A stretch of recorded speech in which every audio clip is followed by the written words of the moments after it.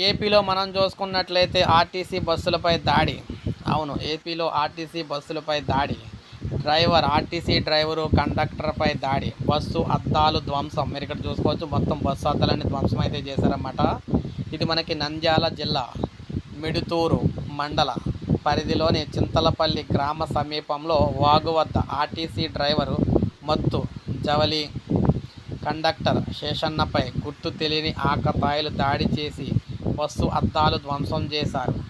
RTC driver Muthu Javali పోలీసులకు ఫిర్యాదు చేయగా ఘటనా స్థలానికి చేరుకున్న పోలీసులు పరిసరాలను పరిశీలించి అక్కడున్న బైక్ను స్వాధీనం చేసుకుని పోలీస్ స్టేషన్కు తరలించారు. స్వల్ప గాయాల పాలైన డ్రైవర్ ముత్తు జావలిని ప్రభుత్వాసుపత్రికి తరలించి చికిత్స అందిస్తూ ఉన్నారు. సో ఈ విధంగా చూసుకున్నట్లయితే ఆర్టీసీ బస్సులపై దాడులు అయితే చేస్తూ ఉన్నారన్నమాట.